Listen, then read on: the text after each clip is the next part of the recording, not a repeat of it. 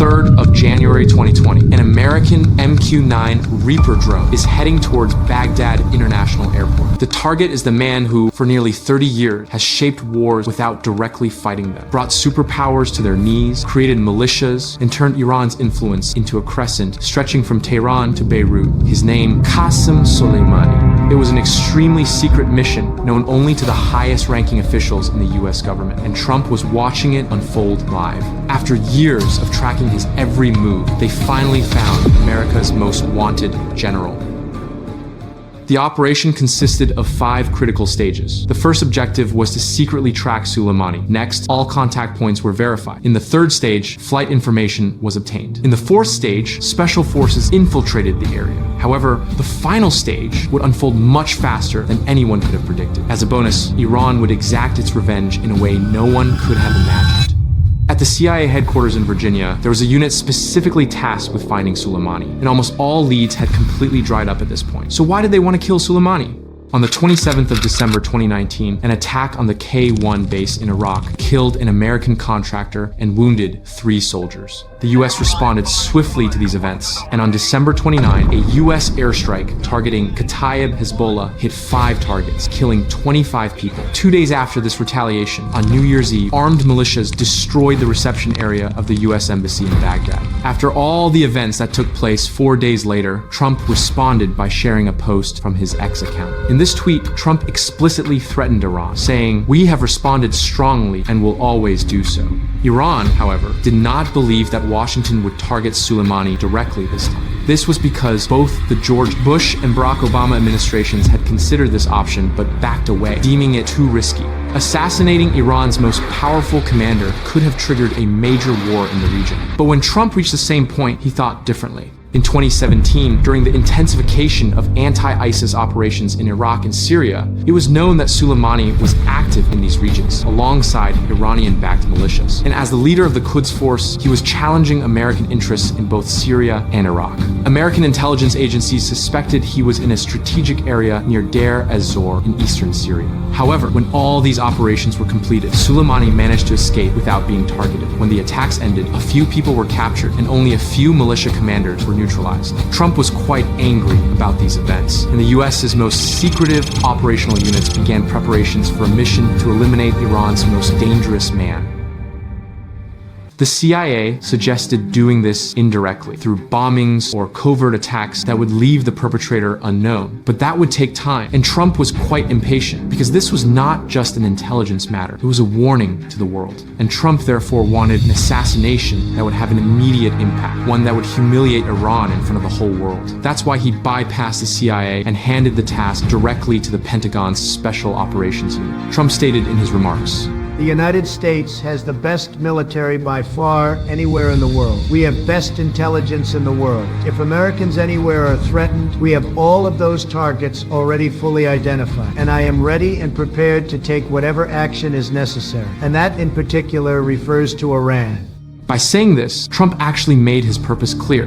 During the same period, Israeli intelligence achieved a major success and managed to infiltrate a series of secret phone numbers used by Soleimani. This information fell into American hands, and the target became visible. Soleimani's every move was now being tracked. Trump was getting closer to Soleimani day by day. Soleimani changed his phone just 6 hours before embarking on his final journey. Tracking him was nearly impossible. He would book tickets on multiple flights on the same day, never used his own name, constantly changed his bodyguards, always sat in the front rows. This was his signature. And thanks to this, tracking him had been impossible for years. But this time, things were different. The radar had caught him.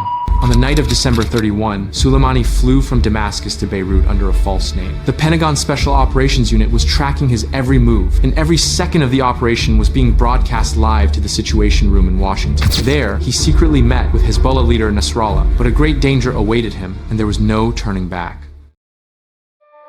Nasrallah told him he was being targeted in the American press and warned him of the possibility of an assassination attempt. Soleimani, however, smiled and did not take the warning seriously. It was clear that he underestimated Donald Trump. During this period, harsh statements were made between Soleimani and Trump. به شما میگویم آقای ترامپ قمارباز، من به شما میگویم بدان در اون جایی که فکر نمی‌کنی ما در شما هستیم، در هر کجا که تصور نمی‌کنی ما در کنار شما هستیم.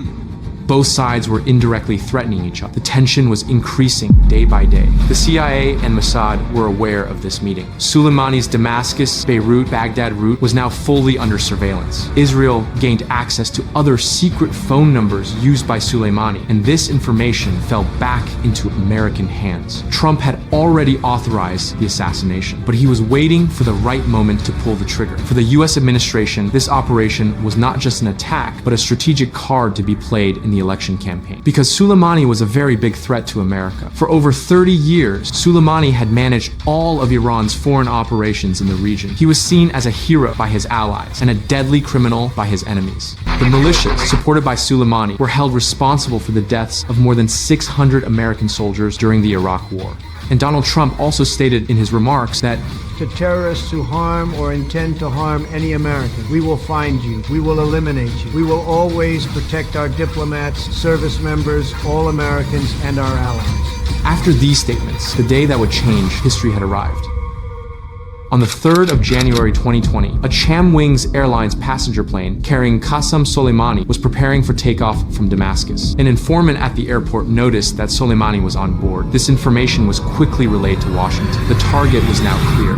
The operation's plan was simple, but extremely deadly. MQ-9 Reaper drones would carry out the main attack. US Special Forces were on standby in case of any contingencies. The route, stretching from Damascus to Baghdad, was being closely monitored. Thanks to the intelligence gathered, their movements could be tracked moment by moment. An official from the Department of Defense said this was the most sophisticated preparation the department had ever undertaken. The key link in the operation was the collaborators within the Kurdistan Patriotic Union. Without the information they provided, this mission would have been impossible. There were a total of 156 passengers on the plane, 11 inches business class, 5 Iraqis, 5 Iranians, and 1 Syrian. There were 5 crew members, 2 pilots, 4 security officers, and 1 foreign engineer. That day, MQ-9 drones entered Iraqi airspace at 3 different times, 10:30, 11:30, and 15. These drones silently patrol, constantly tracking Soleimani's location. Despite their lethal potential, the Baghdad Airport Air Traffic Control Tower was informed about the drones. It was said that the drones were unarmed and only conducting surveillance. And so, permission was granted for the flight. All movements were carefully monitored until midnight. Every vehicle, every person, and every step on the runway was calculated. The operation was proceeding step by step. Qasem Soleimani appeared to be just another passenger on the plane. However, this flight would be his final journey. On the 3rd of January 2020, at 0:33, the plane landed in Baghdad with a 2-hour delay for unknown reasons. The plane pulled up to gate 33. At 0:39, the doors opened and passengers began to disembark. Footage captured from the air by night vision cameras was immediately transmitted to the operations room. Everything was being monitored second by second. To welcome Qasem Soleimani, Abu Mahdi al-Muhandis, deputy commander of Iraq's Hashd al-Shabi organization, approached the aircraft stairs in 2 vehicles. At the same time, 3 armed drones were being controlled from an airbase in Nevada, thousands of kilometers away. Soleimani wore a mask to avoid being recognized. However, Kurdish intelligence operatives, disguised as ground crew and baggage handlers at the airport, identified the person disembarking as Soleimani and reported the situation to their superiors. The target was now clear and the countdown began. Soleimani and his companions left the area in 2 vehicles, bypassing official airport procedures. At that very moment, U.S. Joint Chiefs of Staff Chairman Mark Milley, Secretary of State Mike Pompeo, and Secretary of Defense Mark Esper had gathered in the Situation Room at the White House. Qasem Soleimani had been found after years, and everyone held their breath. President Donald Trump participated in the operation by phone from his home in Florida to avoid media attention. An officer watching the footage on the ground relayed the information on the screen to those in the room and to Trump, and Trump had given his approval. Green light. Sir, they have 2 minutes and 11 seconds to live. Sir, the vehicle is moving. The convoy was heading from the airport road towards the city center. Sir, they have about a minute left. 30 seconds. 10, 9, 8. The voice on the phone was brief and clear. They left. Following the explosion, one of the intelligence officers disguised as an Iraqi police officer approached the wreckage of the vehicle, took photographs, and collected a tissue sample for DNA testing to verify identity. He then quickly left the scene. The operation had been successfully completed. None of those in the vehicle had survived. Immediately after the incident, Donald Trump held a meeting at the White House. He said bad things about our country. He was saying like, we're going to attack your country, we're going to kill your people, we're going to, I said, look, how much of this do we have to listen to? Right. How much are we going to listen to? Are they in an armored vehicle going, sir, they have approximately 1 minute to live, sir. 30 seconds. 10, 9, 8. Then all of a sudden, boom. They got it, sir. Cutting off. I said, where is this? But it wasn't over yet. Iraq would take its revenge in a way no one could have imagined. Immediately after the attack, 3 drones quickly left Iraqi airspace. Control was handed over to F-18 Super Hornet fighter jets. The air traffic control tower called on the aircraft to leave the area, but one Super Hornet remained on the ground to confirm Soleimani's death. When the images hit social media, 2 vehicles were on fire near Baghdad airport. People thought it was just a fire, and no one knew who had died. Qasem Soleimani's name was not mentioned immediately. First, rumors circulated that a PMU protocol officer had been killed. Then, the name of PMU leader Abu Mahdi al-Muhandis was heard. Finally, the Prime Minister made the shocking announcement that he had been killed in an airstrike carried out by the US. The Prime Minister and officials shared only the news of his death without giving any details of the incident. This news shocked the whole world. In silence and bewilderment, people tried to comprehend the implications of this deadly operation. Trump, after all this happened. Soleimani was actively planning new attacks, and he was looking very seriously at our embassies, and not just the embassy in Baghdad, but we stopped him, and we stopped him quickly, and we stopped him cold. The body of Iranian General Qasem Soleimani was brought to Iran. 3 days of mourning were declared, and tens of thousands of people filled the streets of Ravez as the funeral procession passed by. As the crowds mourned, they chanted "Death to America." Following all these events, Trump closely monitored the situation and made a statement. We took action last night to stop a war. We did not take action to start a war. I have deep respect for the Iranian people. They are a remarkable people with an incredible heritage and unlimited potential. We do not seek regime change. However, the Iranian regime's aggression in the region, including the use of proxy fighters to destabilize its neighbors, must end, and it must end now. Following Trump's statement, Iran announced that it posed a major threat to the United States and would take revenge for Soleimani's death. At midnight on the 8th of January 2020, Iraqi Prime Minister Adil Abdul Mahdi received a direct attack warning from the Iranian Revolutionary Guards. As soon as Trump received this news, he immediately made a statement. If you retaliate, I have identified 52 targets, each one for the 52 Americans held during the 1979 hostage crisis.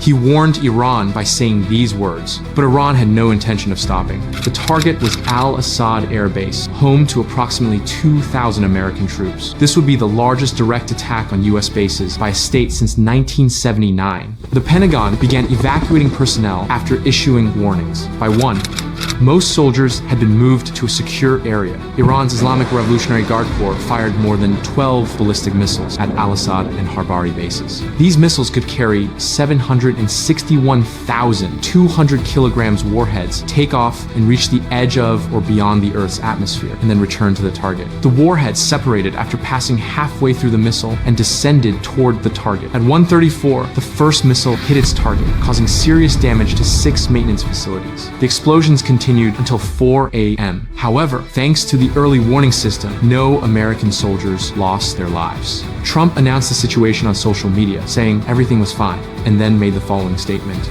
We suffered no casualties. All of our soldiers are safe, and only minimal damage was sustained at our military bases. Our great American forces are prepared for anything. Iran appears to be standing down, which is a good thing for all parties concerned and a very good thing for the world. Trump's decision to kill Soleimani caused a major stir both regionally and globally, and directly impacted all operations in the region. According to the US, the world's most dangerous terrorist was now dead.